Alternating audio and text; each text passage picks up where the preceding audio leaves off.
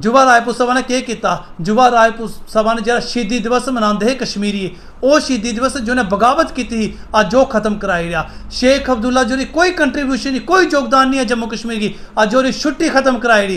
इस वर्गे महाराज सिंह की छुट्टी हुई युवा राजपूत सभा की बदौलत। अज टोल उपर अगर केंद्र सरकार गल करने की तैयार हुई थी युवा राजपूत सभा के बदौलत। स्टैंड क्लीयर है कि जे सुविधा नहीं तो उस चीज़ का टोल नहीं होना चाहिए। असें देखो सरकार है, मंगना सरकार को, सरकार ने टाइम मंगया है, सरकार की टाइम दिता, लेकिन हूँ जे उस तयशुदा समय को पहले ही है अगर साढ़े उपर सवाल दागे जागा बदनाम करने की कोशिश की जाए तो मिगी लगा सभा उसी भी स्पेयर नहीं करेगी। मैं उन्हें लोगों आखना चाहना तुस जेह्ड़े आखा दे कि मुद्दे गे ढाने का फिक्सिंग ही, मैं आखना तुस बाहर निकलो, अस बराबर तुंदे कन्नै। सारा एक मुद्दा जेह्ड़ा खड़ोते दा है ओह्दे उप्पर अस बिल्कुल स्टैंड है, जम्मू दे डोगरे स्टैंड है, लेकिन जेह्ड़ी जिम्मेवारी पोलिटिकल लोकें निभानी चाहिए ओह् नहीं निभा करदे। अज्ज सवाल उंदे उप्पर बनदा कि तुस टोल उप्पर की नहीं बोले नहीं चाहिए। बिल्कुल लोकें ने खड़ोती, मैं आखेआ स्मार्ट मीटर की गल चली, अस सभा डिसाइड किया इनीशिएटिव ले लै, जेह्ड़ा कोई इनीशिएटिव लैंदा अस बराबर फर्स्ट डे वो कन्नै निकल गए। लेकिन मजबूरी है कि जेह्ड़े विपक्ष में बैठे लोग इंदे कारनामे काले इन्ने में कि बाहर निकली नहीं पा करदे, मजबूरी इंदी है तो सवाल साढ़े उपर ठोपी दे कि ये देखो जी कोई फिक्सिंग कर। लोग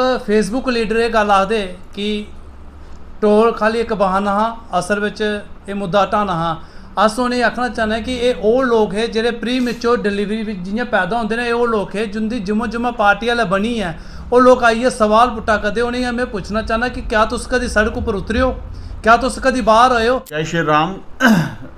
देखिए पिछले कुछ दिनों से कोई 5-6 इशू जो हैं, बर्निंग इशू जो जिन्होंने स्टेट में, हमारे यूटी में बड़ा ज़्यादा एटमॉस्फेयर ऐसा क्रिएट किया है कि लोगों को गवर्नमेंट के लिए बड़ी ज़्यादा रिजेंटमेंट है या बड़ी ज़्यादा गुस्सा है। इशू जेन्युइन थे, रिजेंटमेंट भी जेन्युइन थी लोगों की। अनफॉर्चुनेटली 1-2 इशू जो रेज हुआ या रेकअप हुआ, उठाया गया, जिसमें से स्मार्ट मीटर था, टोल प्लाज़ा का इशू था, और आपके जो 3-4 इशू थे, आज तक कोई भी इशू रिडेस नहीं हो सका, किसी इशू का सलूशन नहीं निकल पाया। बड़े अनफॉर्चुनेट चीज़ हुई है ये। पीछे युवा राजपूत सभा ने एक इनिशिएटिव लिया था, लोगों का बिल्कुल पूरा समर्थन था, जन सैलाब था उनके पीछे, बट क्या वजह थी, क्या प्रेशर था उन पर, किन कारणों के साथ वो इशू जो है कोल्ड स्टोरेज में चला गया। तो मैं ये कहूँगा कि अभी भी लोगों को एडमिनिस्ट्रेशन से जिस तरह की नाराज़गी है, ना ही एडमिनिस्ट्रेशन क्योंकि सुन रहा है हमारी बात को, एडमिनिस्ट्रेशन को चाहिए कि हमें आगे आके हमारे जो ग्रीवियंसेस हैं ग्राउंड लेवल पे आके, ग्रास रूट लेवल पे आके उनको सुने, हमारे इश्यूज़ को एड्रेस करें।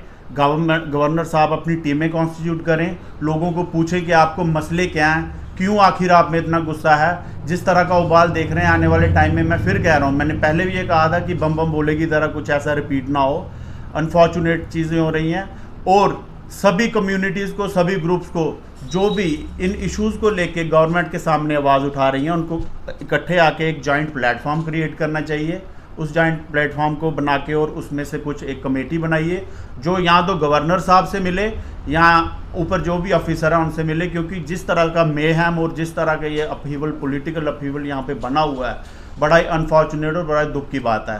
तो मैं आपके माध्यम से ये रिक्वेस्ट करूँगा लोगों को, जितनी भी ऑर्गेनाइजेशन है सभी इकट्ठे आके, जो भी आपके ग्रीवियंसेस हैं, जो भी आपकी प्रॉब्लम है, जो भी आपके डे टू डे इशूज़ हैं, जो भी आपके सरकार के रिलेटेड जो भी आपकी कंप्लेंट्स है, उसको आप एक बार डिस्कस कीजिए, चाहे हमारे माध्यम से कीजिए, चाहे किसी और के माध्यम से कीजिए, बट एक जॉइंट कमेटी बना के उस चीज़ को बिल्कुल हर एक सभा को, हर एक कम्युनिटी को साथ लेके चलिए और आगे गवर्नमेंट के सामने इन इश्यूज़ को डिस्कस कीजिए। हो सकता है कोई ना कोई इन चीज़ों का आगे सल्यूशन या कोई रिजॉल्व हो सके हमारे इशू। अदरवाइज़ जिस तरह से जो हालात बने हुए हैं बड़े ही ख़तरनाक है, और गवर्नर साहब तो ऑलरेडी, हमें तो इस बात की रिजेंटमेंट है, बट हमें बड़ी उम्मीदें थी इन गवर्नर साहब से, बट एडमिनिस्ट्रेशन और गवर्नर साहब को चाहिए कि जल्दी से जल्दी हमारे इन प्रॉब्लम्स को सॉल्व करें। जिस तरह कन्नै इशूज़ की गल चली, मैं गल दसा कि जेह्ड़ा टोल का मसला हा ओहदे उपर अज भी पूरा स्टैंड है। जेह्ड़े लोग फेसबुक लीडर ये गल आखदे कि टोल खाली एक बहाना हा, असल में ये मुद्दा हटाना हा, अस उन्हें आखना चाहते कि ये वो लोग है जेह्ड़े प्री मेच्योर डिलीवरी जियां पैदा होंदे ने, वो लोग है जिंदी जुम्मा पार्टी आह्ले बनी है, वो लोग आइए सवाल पुट्टा करदे। उनेंगी मैं पूछना चाहना कि क्या तुस कदी सड़क उपर उतरे हो, क्या तुस कदी बाहर आए हो। अस सभा के तौर पर भी मैं थोड़ा ये गल क्लीयर करना चाहना कि इनीशिएटिव लैन पोलिटिकल पार्टियां का काम होंदा, इनीशिएटिव लैना पोलिटिकल पार्टियां लैन इनीशिएटिव। अस बराबर कन्नै खड़ोते ने। इन्हें टाइम मंगे दा 7 तरीक धोड़ी दा। कल सभा ने बिल्कुल क्लीयर करी दिता कि 7 के बजाय अस 8 तरीक धोड़ी दिन्ने आं, लेकिन 9 तरीक के बाद का समा फिर वापस डोगरें का होना है। तो ये उपर पूरा जम्मू बराबर खड़ोते दा। लेकिन LG साहब की चाहिए कि ये उपर इनीशिएटिव लेना चाहिए और भारतीय जनता पार्टी लीडरशिप की भी चाहिए कि उन्हें बाहर आइए लोगों में आना चाहिए। लेकिन अज कोई भी लोगों में आने का काम नहीं करा करते, वो लोगों को दूरी बना कर दे। और वो पोलिटिकल पार्टी जिन्हें वोट लैने, ना सवें वोट लाने ना सोसाइटियां लैने। लेकिन अज विपक्ष का रोल भी मिगी लगा कुदै ना कुदै अस लोग अदा कराएं, जहाँ जियां शूरबीर जम्मू संगठन ये लोग अस सत्ता पक्ष का भी रोल अदा करा करते और विपक्ष का भी करा करने। सत्ता पक्ष का इस तरह करा करने कि जेह्ड़ी जिम्मेवारी लोकें तोड़ पुज्जने की सरकार के नुमाइंदे की होनी चाहिए। कई जगह पर पिछले दिन तुसें देखा बरखा आई तो एक आशियाना कुसदा बहिया वो शूरबीर जम्मू संगठन ने बड़ी मदद की थी। सरकार की करनी चाहिए वो नहीं करी पाए। तो विपक्ष का ये रोल है कि जितने विपक्ष ने आवाज़ चुकनी चाहिए वो नहीं चुकी पाते, सानू चुकन पवा दी। तो मिगी लगता सरकार की इनीशिएटिव लेना चाहिए इन्हें मुद्दों पर। नहीं तो जन आक्रोश है इस जवाला बिच, इस सरकार की जी कुर्सी है ये तो खतरे में है ही है। लेकिन जिन्हें नुमाइंदे की असें पिछली बार चुनिया भेजा, मिगी लगा उनका जो अस्तित्व भी इस ज्वालामुखी जलिए राख हो जाना। बिल्कुल लोगों ने खड़ोती। मैं क्या स्मार्ट मीटर की गल चली, अस सवा डिसाइड किया इनीशिएटिव ले लिया। जो कोई इनीशिएटिव लैंदा अस बराबर फर्स्ट डे वो कन्नै निकल गए। लेकिन मजबूरी है कि जेह्ड़े विपक्ष में बैठे लोग इनके कारनामे काले इन्ने भी कि बाहर निकली नहीं पा करते। मजबूरी इंदी है तो सवाल साढ़े उपर ठोपी दे कि ये देखो जी कोई फिक्सिंग करी आए।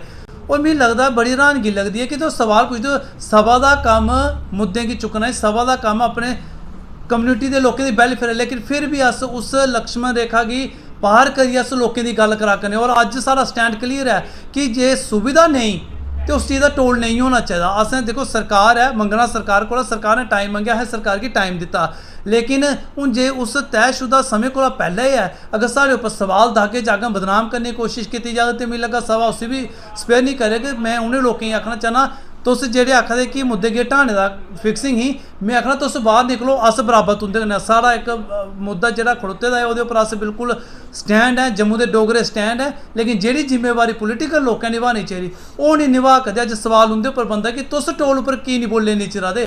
लाल सिंह होर आखदे कि मेरे कोला सुझाव लैने चाहिए। अस आखने कि तुस इन्ने ज्ञानवर्ध हो, तुंदे कोल इन्ना ज्ञान है तो तुसें अज्ज धोड़ी की नहीं टोल पुट्टेआ। तुहानूं उल्लै की याद आई जिस वेले 26 लोग अंदर हे, तुसें आह्वान करी रेहा 26 लोग रिलीज़ होई तुंदा शो फ्लाप होई गेआ। तो इ'यै जेही नीच किस्म की राजनीति नहीं करनी चाहिए। मैं अपनी पार्टी वालें अग्गें भी आखना चाहना कि तुस आखन लगे कि जम्मू के लोकें मारे सभा ने धोखा देई ओड़ेआ तो मिगी गल दस्सो तुस पोलिटिकल पार्टी हो, तुस केह् करदे रेह्? तुस ते मोदी दे एजेंट बनियै कम्म करा करदे। ते आखने मतलब कि पोलिटिकल लोकें अपनी जिम्मेवारी निभानी चाहिए।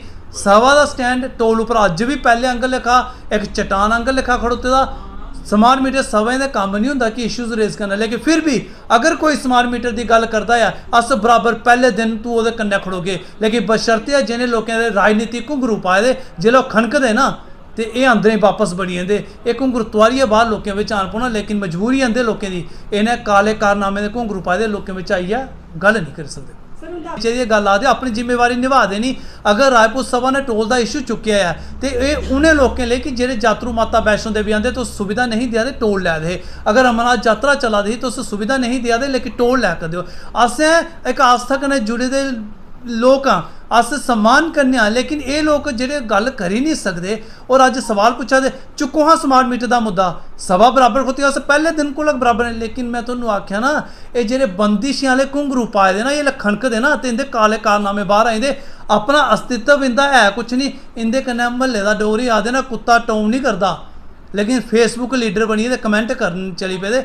ये भारतीय जनता पार्टी एजेंट लोग जिन्ना ट्रांसपोर्टर दा चेयरमैन एजेंट है इस LG सरकार का इ'यां ये पोलिटिकल लोग एजेंट और ये सिर्फ सवाल दागदे। अज डोगरा एक है, सभा का मुद्दा नहीं है। ये डोगरा मुद्दा जो जाति को धर्म को उपर उठी अपने गर्व कन्नै अपने आप की डोगरा दा। और एक गल तुहानूं अंतिम बिच सनाई ना युवा रायपुर सभा ने केह् कीता। युवा रायपुर सभा ने जो शहीदी दिवस मनाते हैं कश्मीरी वो शहीदी दिवस जिन्हें बगावत की थी अज वो खत्म कराई रहा। शेख अब्दुल्ला जी कोई कंट्रीब्यूशन नहीं कोई योगदान नहीं है जम्मू कश्मीर की, अज वो छुट्टी खत्म कराई रही। ऐश्वर्य महाराज सिंह उनकी छुट्टी हुई ਇਹ युवा रायपुर सभा की बदौलत। अज टोल उपर अगर केंद्र सरकार गल करने की तैयार हुई दी युवा रायपुर सभा की बदौलत, तो जेडे लोग फेसबुक लीडर उन्हें आखने महाराज पहले अपने लाड़ी के बच्चे कन्या लाई लो, उसके बाद राजनीति करो, पहले घर की राजनीति तो चला लो।